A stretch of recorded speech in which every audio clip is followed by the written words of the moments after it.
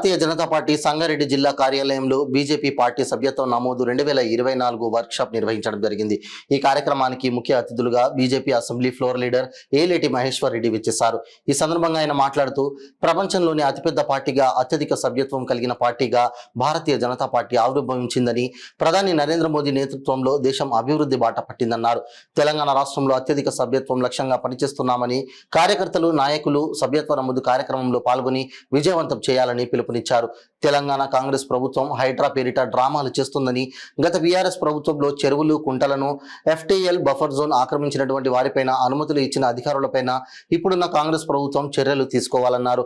రాష్ట్ర ప్రభుత్వం ప్రభుత్వ భూములు, చెరువులు కబ్జాకు గురైన శ్వేతపత్రం విడుదల చేయాలన్నారు.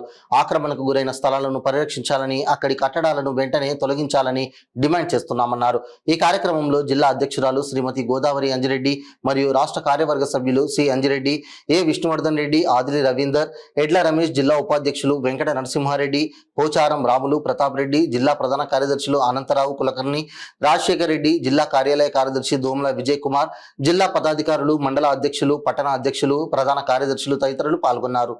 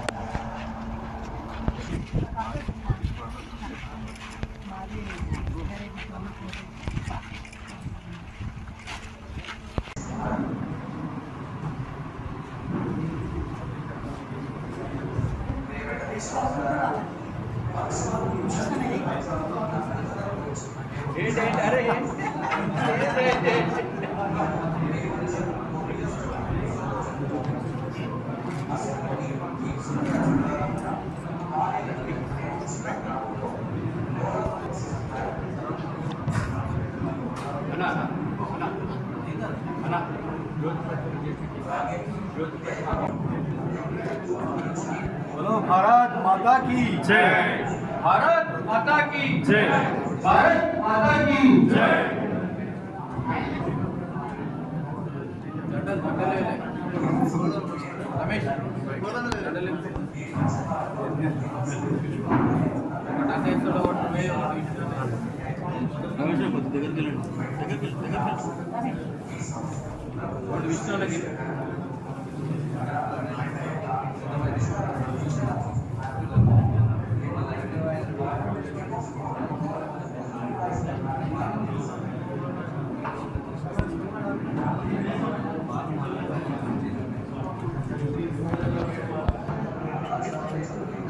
भारत माता की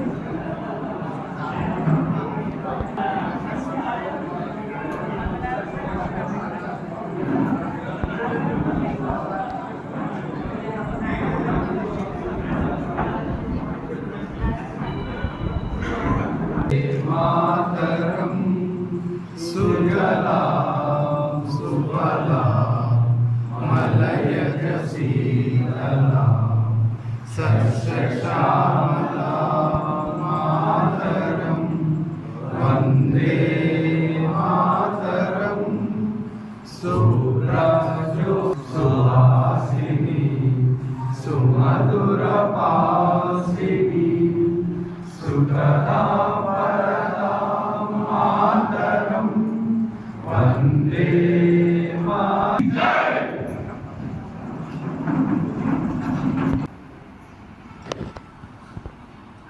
ఈరోజు అత్యధిక మంది సభ్యులతో ప్రపంచంలో పెద్ద పార్టీగా ఆవిర్భవించినటువంటి భారతీయ జనతా పార్టీ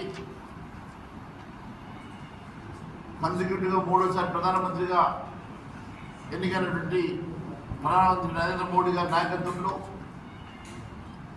దేశం ఏ రకంగా అభివృద్ధి చెందుతూ ఉన్నదో ప్రపంచంలో ఈరోజు 5వ ఆర్థిక శక్తిగా ఉన్నటువంటి భారతదేశాన్ని ఈరోజు 3వ ఆర్థిక శక్తిగా ముందుకు తీసుకెళ్తున్నటువంటి నరేంద్ర మోడీ గారు ప్రపంచ నేతగా ఈరోజు యావత్ ప్రపంచం గుర్తిస్తున్నటువంటి దశలో ఈరోజు మళ్ళీ యావత్ భారతదేశంలో మెంబర్షిప్ డ్రైవ్ నడుస్తూ ఉన్నది. అత్యధికంగా ఈసారి కూడా మెంబర్షిప్ని డ్రైవ్ని ముందుకు తీసుకెళ్ళడానికి యావత్ భారతదేశంలో భారతీయ జనతా పార్టీ శ్రేణులంతా కూడా పనిచేస్తూ ఉన్నారు.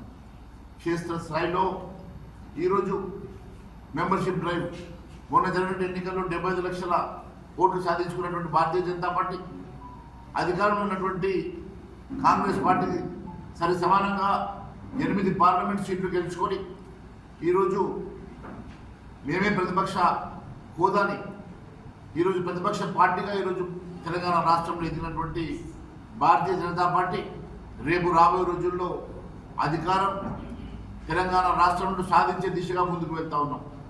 ఖచ్చితంగా రేపు ఈ తెలంగాణ రాష్ట్రంలో కాంగ్రెస్ పార్టీ చేస్తున్నటువంటి ప్రజా వ్యతిరేక విధానాన్ని ఎండగడుతూ ఇచ్చినటువంటి హామీలు నెరవేర్చే వరకు తెలంగాణ రాష్ట్రంలో ప్రజా గొంతుకై ప్రజల పక్షాన నిలబడి ప్రజల పక్షాన పోరాటం చేస్తూ రేపు తెలంగాణ రాష్ట్రంలో రామరాజ్య స్థాపన కోసం ప్రతి భారతీయ జనతా పార్టీ కార్యకర్త పనిచేస్తాడని తెలియజేస్తా ఉన్నాను.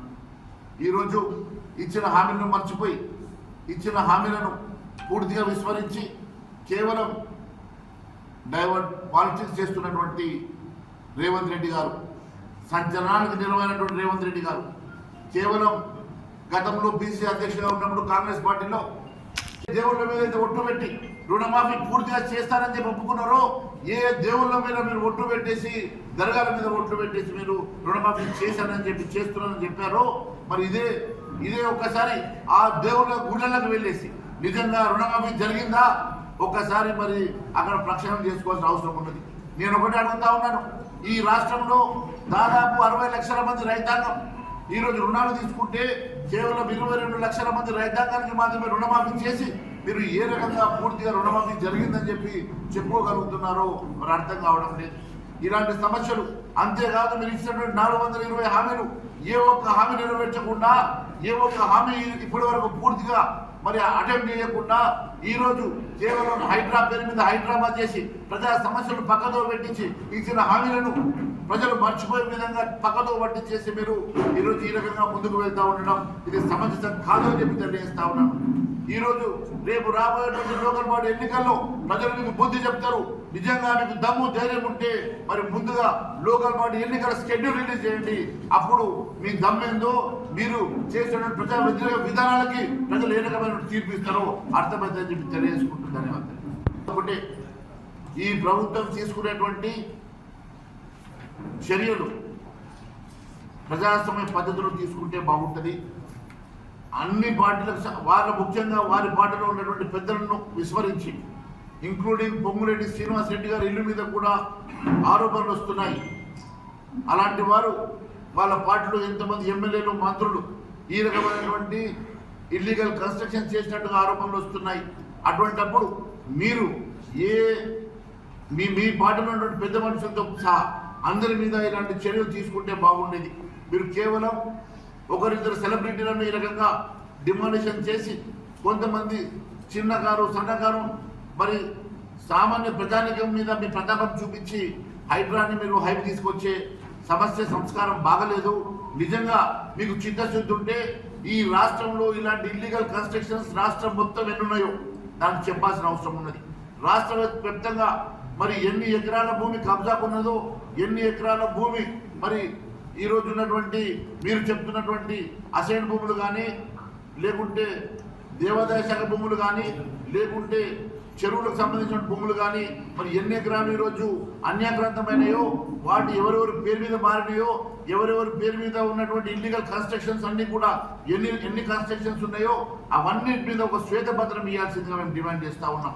అంతేకాకుండా మరి అవన్నిటి మీద ఈ రాష్ట్రంలో ఉన్న ప్రతి ఇల్లీగల్ కన్స్ట్రక్షన్ అక్కడ వ్యక్తి మీ పార్టీకి సంబంధించిన నాయకులను కూడా సమానంగా అదే పంతాలో పెట్టి అందరి మీద ఇలాంటి చర్యలు తీసుకుంటే బాగుంటుందని చెప్పి భావిస్తున్నాం. అంటే దానం నాగేందర్ మీద కూడా మొదటి హైడ్రా కేసు వాళ్ళ పార్టీకి సంబంధించిన ఎందుకు అరెస్ట్ చేయలేదు? ఊరికి డ్రామాలు కాదు కదా, ఆయన ఒక్కడే కాదు కదా. వాస్తవంగా అలాంటి వారు ఆయన క్యాబినెట్లోనే ఉన్నారని చెప్తా ఉన్నారు కదా, వాళ్ళ మీద ఎందుకు చర్యలు తీసుకుంటలేరు? ఈ రకంగా అదే చెప్తా ఉన్నాను. ఊరికే పేపర్ స్టేట్మెంట్ పరిమితం కాకుండా నిజంగా ఆయన మీద అయితే ఆయన చేసినటువంటి ఆరోపణలకు, ఆయన చేసినటువంటి యాక్టివిటీస్కి, ఆయన చేసినటువంటి దానికి ఆయన మీద కేసు నమోదైనప్పుడు అరెస్ట్ ఎందుకు చేయలేదు? కేవలం ఇలాంటి హైడ్రామా కేసుల్ని మానుకొని వాస్తవాలకు దగ్గరగా జెన్యూన్గా ఈ రాష్ట్రంలో ఉన్నటువంటి ఇల్లీగల్ కన్స్ట్రక్షన్స్ని కానీ లేకుంటే ఆక్యుపెన్స్లో ఉన్నటువంటి ల్యాండ్స్ అన్నింటినీ కూడా ఒక శ్వేతపత్రం రిలీజ్ చేస్తే ఈరోజు ఈ రాష్ట్రంలో దాదాపుగా 17 లక్షల ఎకరాల అసైన్ భూమి అన్యాక్రాంతమైంది, 6 లక్షల ఎకరాల ఫారెస్ట్ భూమి అన్యాక్రాంతమైంది, కొన్ని లక్షల ఎకరాల దేవాదాయ భూములు అన్యాక్రాంతమైనవి. మరి ఇన్ని లక్షల ఎకరాల భూములు అన్యాక్రాంతమైనప్పుడు, ఇతరుల కబ్జాలు ఉన్నప్పుడు వాటన్నిటి మీద శ్వేతపత్రం ఇచ్చే దమ్ము ధైర్యం ఉన్నదా? ఆ భూములు ఎవరెవరి పేరు మీద మారినాయో, ఎవరెవరి కబ్జాలు ఉన్నాయో, మరి ఎక్కడెక్కడ పోయినాయో, మరి డాక్యుమెంట్స్ ప్రకారం అవన్నిటినీ బయటకు తీసే దమ్ము ధైర్యం రేవంత్ రెడ్డి గారికి ఉన్నదా అని చెప్పండి. ఈరోజు మరి ఏ రకంగా నష్టపోవాల్సి వస్తున్నది? దానికి మరి అధికారుల మీద మరి చర్యలు తీసుకుంటా ఉన్నారా? మరి వారికి ల్యాండ్ కంపెన్సేషన్ ఏమన్నా మరి ఇస్తూ ఉన్నారా? మరి నోటీసెస్ ఇస్తూ ఉన్నారా? ప్రజాస్వామ్య పద్ధతిలో మీరు నిజంగా కూడా మరి పాటించి నిబంధనలు పాటించి మీరు చర్యలు తీసుకుంటా ఉన్నారా? నోటీసెస్ సర్వ్ చేస్తూ ఉన్నారా? మరి ఏ రకంగా మీరు ప్రియారిటీ ఏంటి? కేవలం ఒకరిద్దరు సెలబ్రిటీల బిల్డింగ్లు కూలగొట్టేసి ఏదో చేస్తున్నట్టుగా మీరు ఒక చర్య చేస్తున్నట్టుగా మీరు ఈరోజు చేస్తున్నటువంటి అలజడి చూస్తూ ఉంటే కేవలం ప్రజా సమస్యలను పక్కదో పట్టించడానికి మాత్రమే చేస్తున్నారు. ఈరోజు ముందుగా నేను ఒకటి అడుగుతా ఉన్నాను, 2 లక్షల రుణమాఫీ అంశం లోపల ఆ అంశాన్ని పక్కదో పట్టించడానికి మీరు ఈరోజు పూర్తిగా రైతులను మోసం చేసినటువంటి అంశాన్ని పక్కదో పట్టించడానికి హైడ్రాని మీరు పెద్దగా హైప్ తీసుకొస్తా ఉన్నారు. నేను ఒకటి అడుగుతా ఉన్నా, ఇప్పటి వరకు కేవలం 40% మాత్రమే 40% రైతులకు మాత్రమే ఇచ్చినటువంటి రైతు రుణమాఫీ, మరి మిగిలిన 60% మంది దాదాపుగా లెక్కలు చెప్తా ఉన్నాయి. 60 లక్షల మంది రైతులు ఈరోజు రుణం తీసుకుంటే దాదాపు 49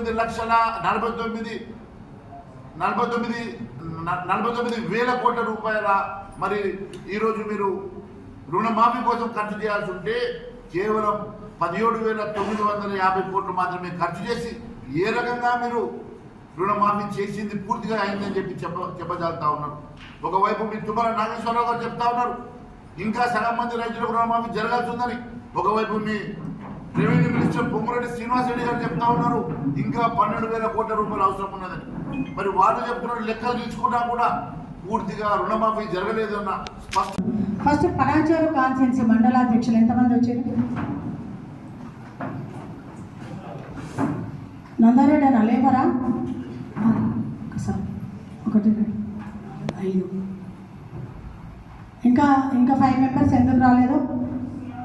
5 వచ్చారు. 10 మందికి 5 పప్పాదన్న